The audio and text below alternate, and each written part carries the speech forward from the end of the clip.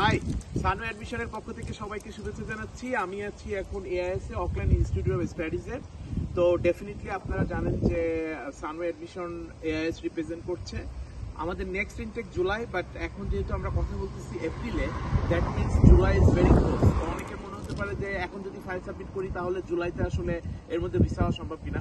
ওদের কিন্তু back to back অনেকগুলো ইনটেক আছে। তো নেক্সট ইনটেক হচ্ছে আপনার সেপ্টেম্বর, নভেম্বরও ইনটেক আছে ওদের, নেক্সট আবার ফেব্রুয়ারি। সো আপনি যদি কোনো ইনটেক মিস করেন তো সমস্যা নেই, আপনি পরের ইনটেকের জন্য ডেফার করে আবার নতুন অফার লেটার পেতে পারবেন। সো সেই ক্ষেত্রে আমি সবাইকে অনুরোধ করব, আপনি যদি মাস্টার অফ আইটি, আপনি যদি মাস্টার অফ বিজনেস অ্যাডমিনিস্ট্রেশন, ওদের স্পেশালাইজেশন আছে 4টে সাবজেক্টে, পাশাপাশি ওরা কিন্তু ব্যাচেলর বিজনেস, ব্যাচেলর আইটি এবং রিসেন্টলি ওরা কিন্তু হসপিটালিটি ম্যানেজমেন্টের একটা কোর্স লঞ্চ করেছে। তো সবকিছু মিলায় আমার মনে হয় যে বাংলাদেশ থেকে যেসব স্টুডেন্ট স্পেশালি নিউজিল্যান্ডে পড়তে চায়, ম্যাক্সিমাম কোর্স কিন্তু ওরা অফার করতেছে। সো আপনি ডেফিনেটলি কনসিডার করতে পারেন।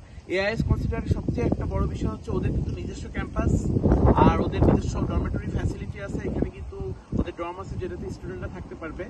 ইনিশিয়ালি আমি মনে করি এটা ডেফিনেটলি স্টুডেন্টদের জন্য অনেক ভালো একটা বিষয়, যাদের অ্যাকোমোডেশন খোঁজা বা নতুন একটা প্লেসে আসা, এসে যদি সে কলেজের আন্ডারে থাকে তো ডেফিনেটলি তার জন্য আমার মনে হয় যে এটা একটা পজিটিভ সাইড। আর সেকেন্ড থিং হচ্ছে আমরা সবাই জানি এআইএস কিন্তু অনেক ওল্ডেস্ট একটা কলেজ, স্পেশালি নিউজিল্যান্ডে। তো অনেক ইউনিভার্সিটি থেকেও কিন্তু ওরা অনেক পুরানো। তো সেই ক্ষেত্রে আমি মনে করি যে ডেফিনেটলি আপনি চুজ করতে পারেন।